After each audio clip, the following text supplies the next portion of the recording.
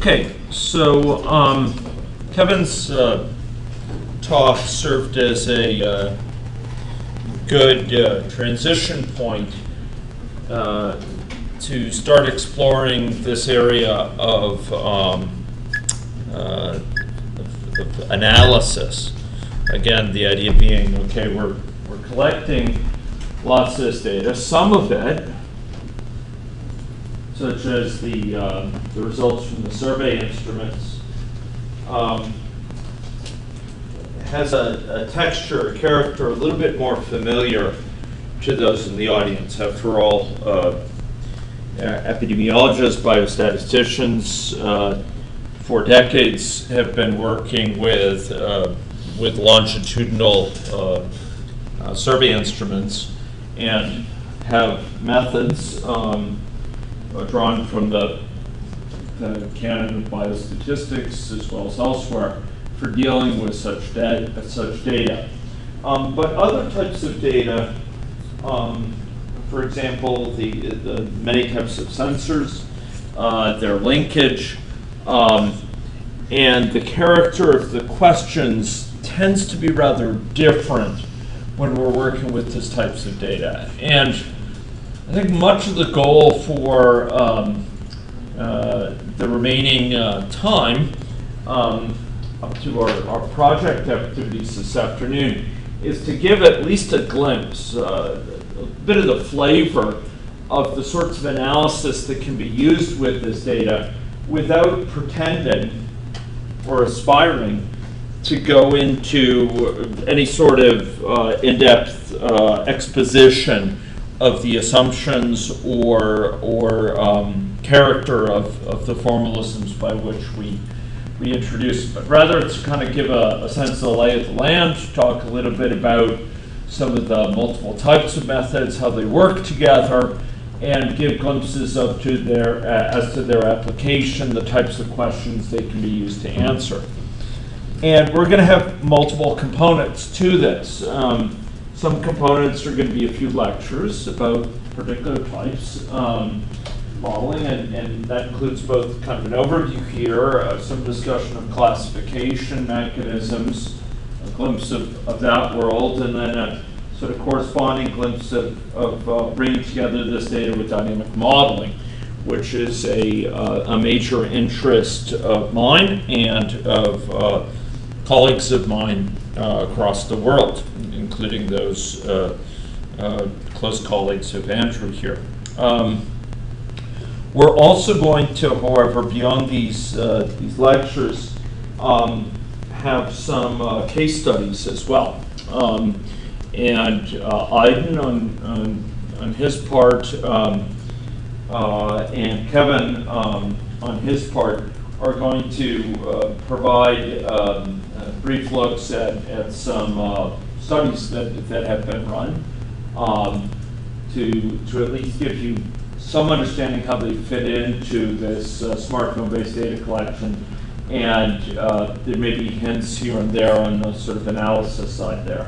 Finally, one of our senior-most graduate students, Winchell Chen, is going to be coming and giving an introduction to some of the tools that can be used to start to explore the data at a level more extensive than what's supported on the Ethika site.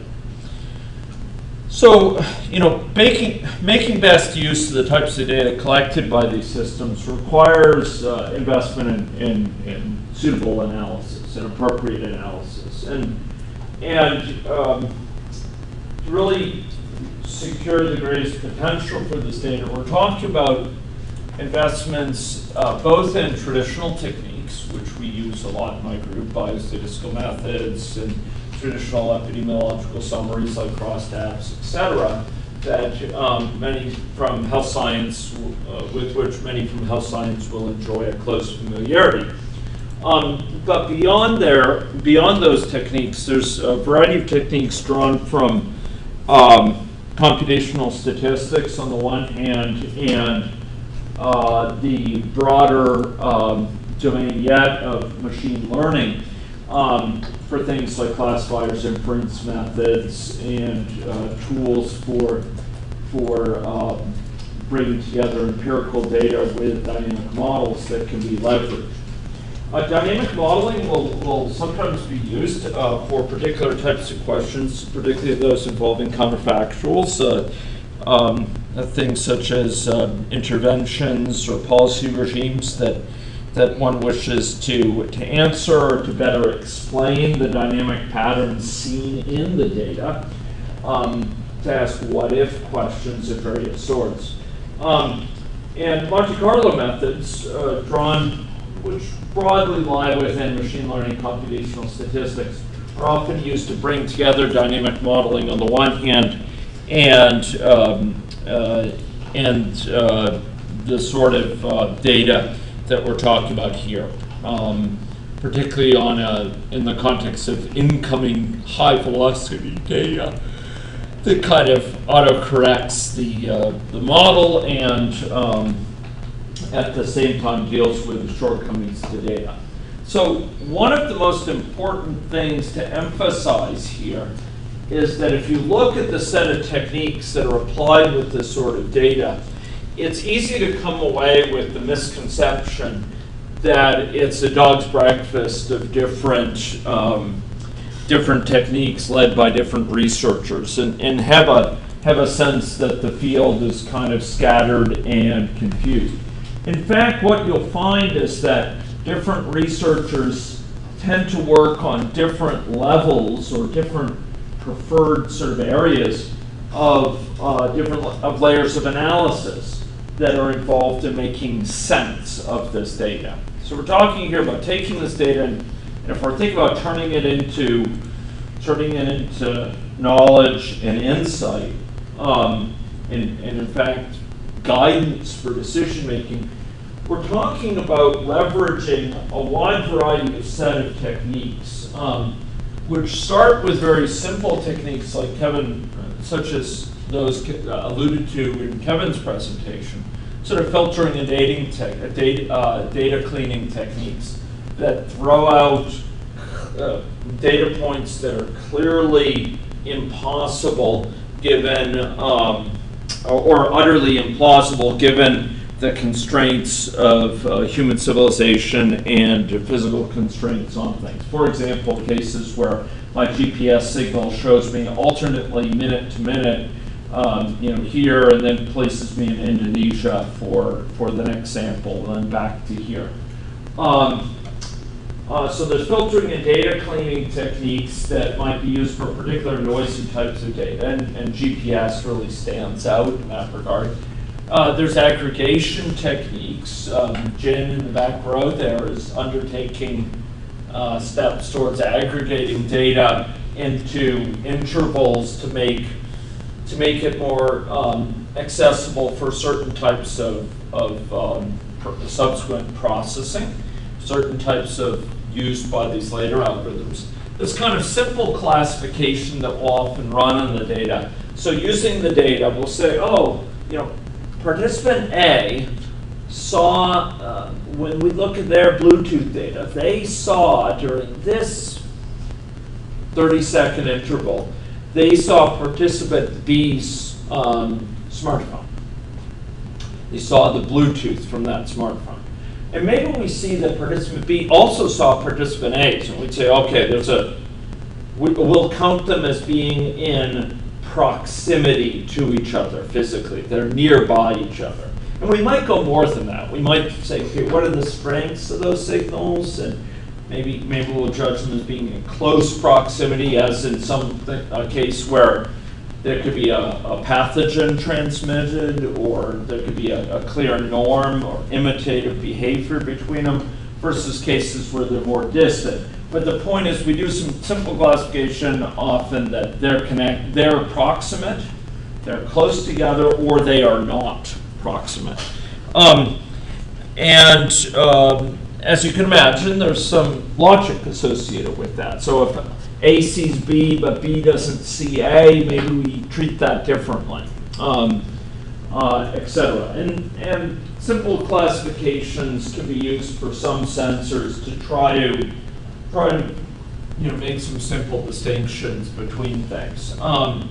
More complex classifications come in the next level, and that's the type of work on which Iden is working for doing classifications of things like eating behavior, or Jin Tong in the back for classifications of vehicular use or indoor-outdoor, which are very attractive. Is this person inside or outside? Might be germane for a number of concerns involving health exposures, health behaviors. Are they subject to risk of West Nile from a mosquito biting them?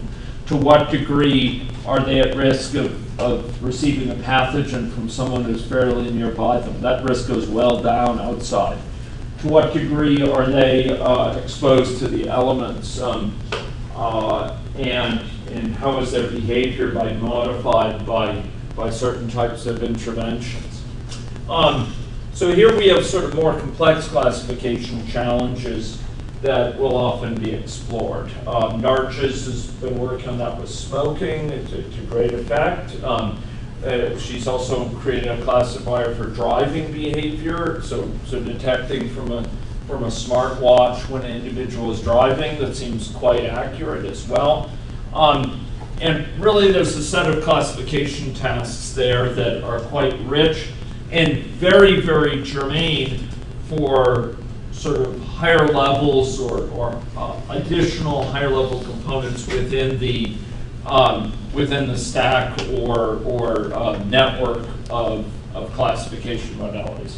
There's types of statistical modeling which include this, but which can also involve some additional types of analysis. Some of them are kind of inference schemes. So, given the contact patterns we've seen, for example, and the fact that this person got infected, there's sort of a game of clue who might have infected them.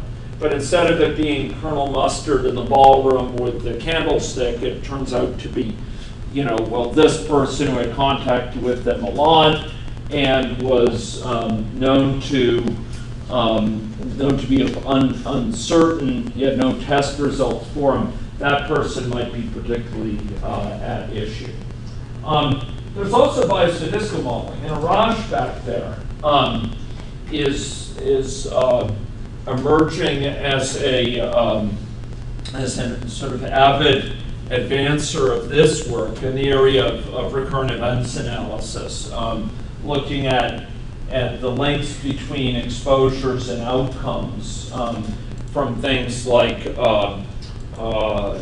the use of e-cigarettes and how likely it is you use the cigarette after that, or will likely be extending that to foodborne illness and exposure to a certain vendor and outcome in the form of gastrointestinal illness or not.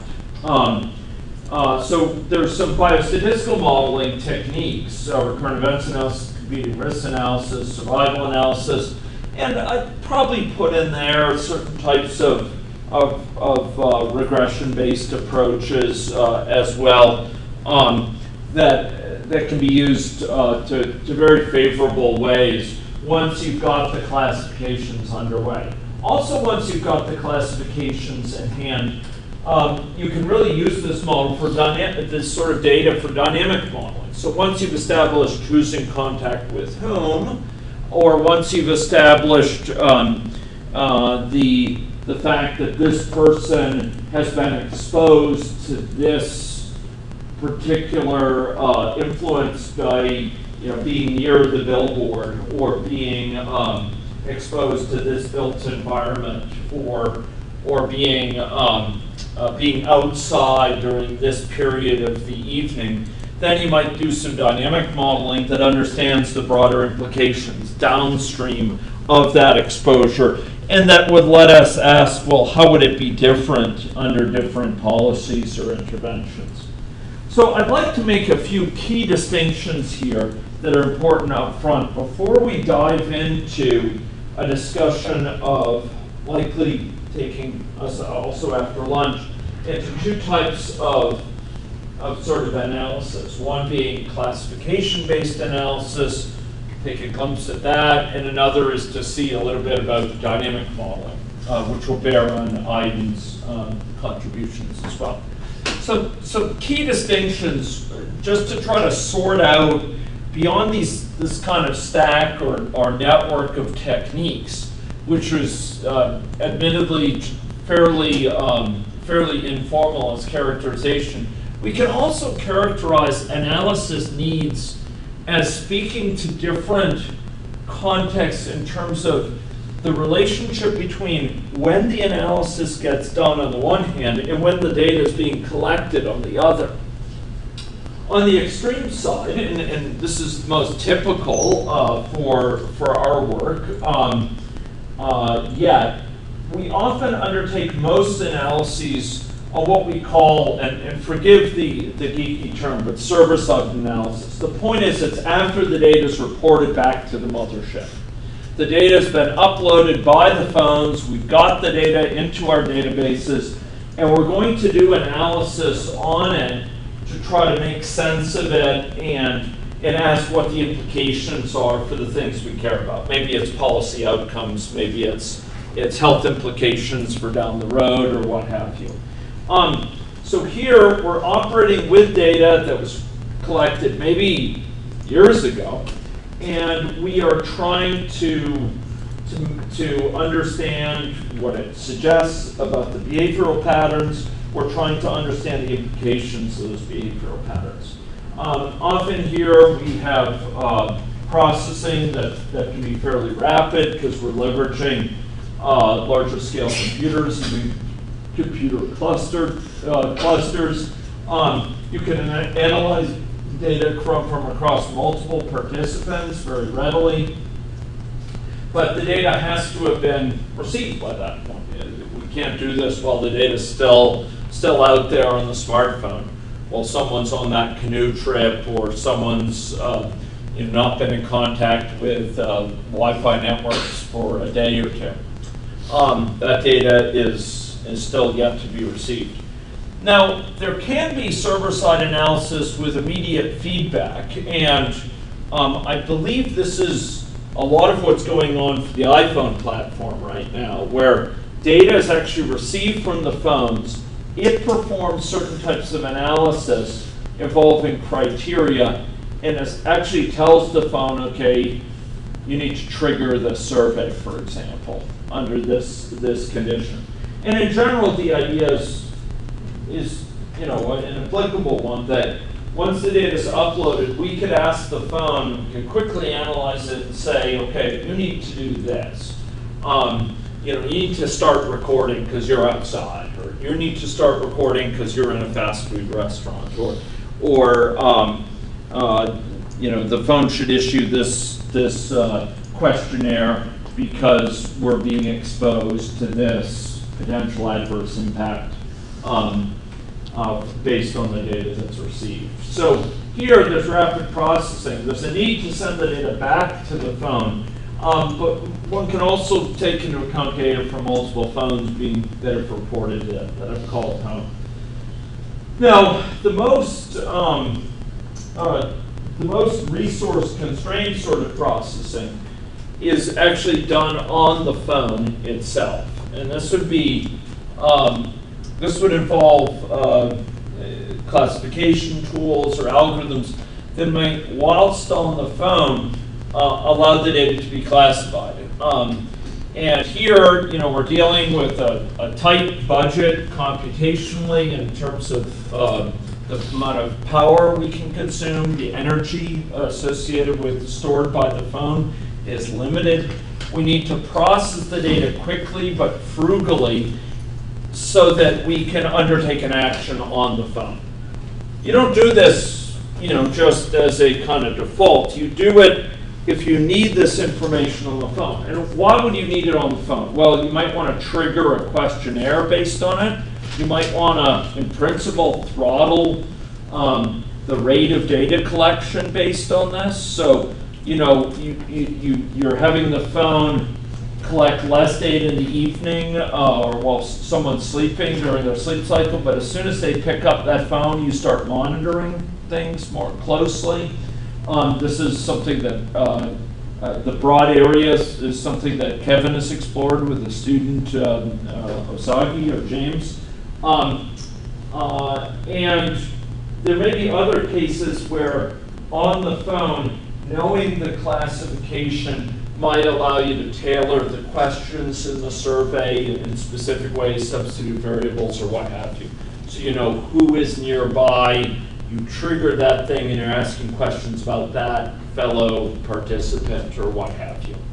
Or about that restaurant that you're at or what have you. So here we have different types of analysis, and generally speaking, our work, and I think it's fair to say most of Kevin's group's work, has gone on in this area, not least because we have access to these resources, we have more extensive computational power, and then the techniques that we develop here might then be placed on the smartphone to be run live.